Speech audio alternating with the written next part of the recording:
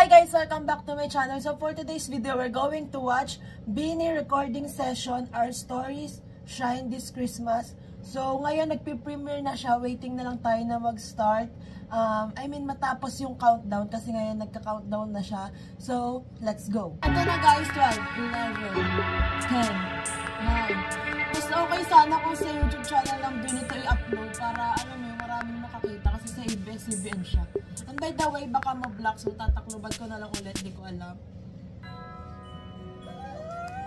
Ito yung inaantay kong recording session ng version nila. Oh my God! Heaven agad. Mga talang walang kasing ang ganda mo. Wala. Nilang ilaw kapay sa gabing mapalaw. Ay, magkatitigit. Wow.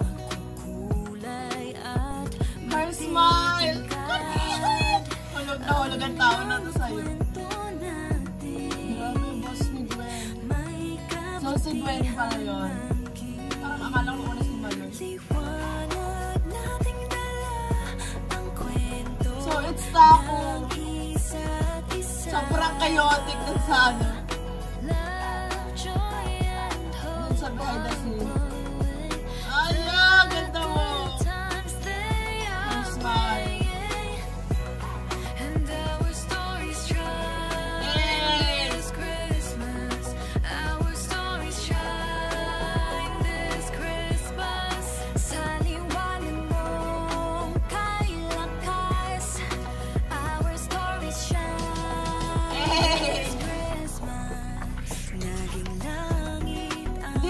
Akala ko si Gwen, si Taco pala yun.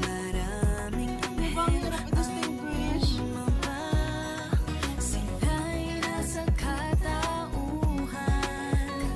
Grabe ko, ang bahawanis.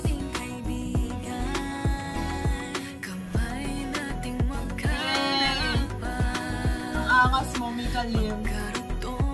Ang ganda, grabe mo yung close up.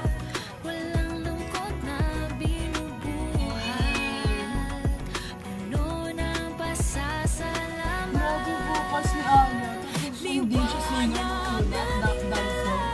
Ang kwento ng isa love, joy, and hope are flowing. May Bobby. And our story shines. Laughing. This Christmas, our story shines. The ever bubbly laughing.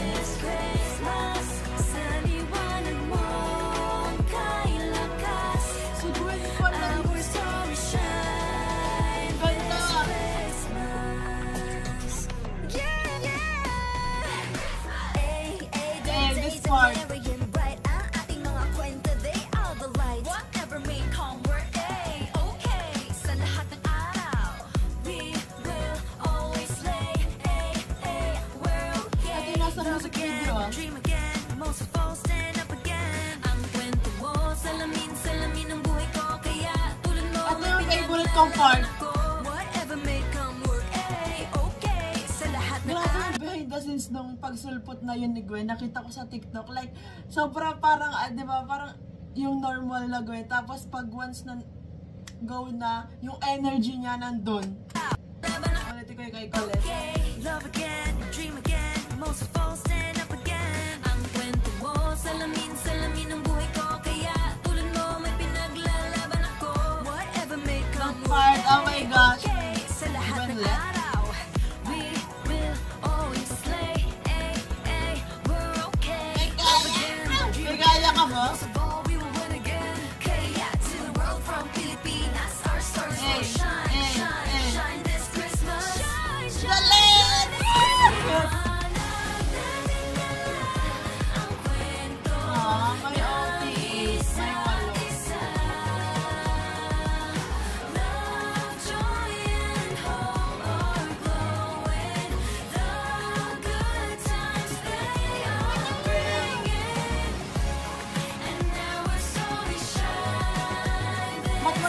recording session itong buong part na to.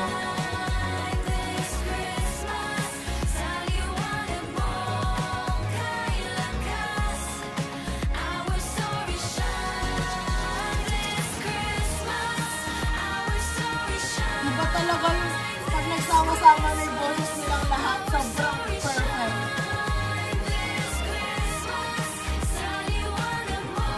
Ang cute, kita-katawa nag-enjoy sila.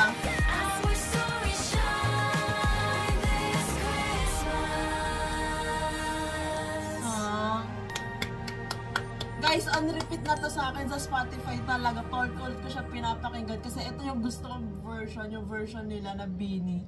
So, ayan, panoodin nyo na to guys kasi mas maaga siyang nirelease sa ABS-CBN Entertainment. Kasi ang alam ko, sa Star Music, dapat 2 PM siya, nakaschedule ko na din yun. Pero, eto, yung ABS, nag-post sila ng parang premiere 12 noon. So, panoodin nyo na to guys. I think, konti pa lang or hindi pa lahat alam na i-release to ngayon kasi nga hindi siya sa main YouTube channel account ng Beanie ni-release. So, yung link nito is nasa description itong reaction video ko. So, click nyo na lang yung link. And grabe yung vocals and yung visuals nila habang nagre-record. Like, sobrang, alam mo yung kitang-kita mo din na nag-e-enjoy sila na i-record tong Our Story Shine this Christmas. Kasi feeling ko sobrang happy din nila kasi nga, ayun, ang haba na nung part nila. And then, may part na silang sarili dun sa kanta. And ngayon, may version pa, diba? So, nararamdaman ko yung saya nila habang sinushoot or nire-record tong song and yung music video. So, wala. Sobrang happy for Mayuwalo, for our Beanie kasi grabe, sobrang daming blessings talaga ngayong 2024 and I can't wait na ma-witness pa yung more achievements and blessings sa 2025. And grabe talaga yung visuals and yung part talaga ni Colette yung favorite ko and yung visuals nila lahat sobrang ganda talaga. And ayun nga, parang dun sa reaction ko dun sa lyrics ba yun, nung version nila, parang ayun, ang hirap na hirap ako dun i-distinguish kung sino yung boses doon ni Gwen, Stako, and Sheena. I think yung kay Sheena, na hulaan ko naman. Pero yung kay Stako and kay Gwen, sobrang hirap kasi sobrang same yung low register nila. So, sobrang nakaka-amaze and ang galing lang talaga na hindi ko mahulaan yung low register nilang dalawa. Sobrang wow. Gustong-gusto ko din yung pagiging goofy nila. Like, off-cam, yung while nag-shoot nung behind the scenes. Sobrang goofy. And si Sheena and si Joe and lahat sila game na game dun sa parang each member magpapasikat or sasayaw. So, kitang-kita mo yung duality pag off-cam, goofy, and then pag recording na serious na sila kasi ganun talaga sila, natural personality nila yung ganun, like pag game kapag playtime. So, ang saya makita din yung goofy side talaga nila every time na may sinushoot sila kasi dun mo makikita yung bond nila and yung asaran nila. So, that's it for today's video guys. Thanks so much for watching. Please like and subscribe. Annyeong!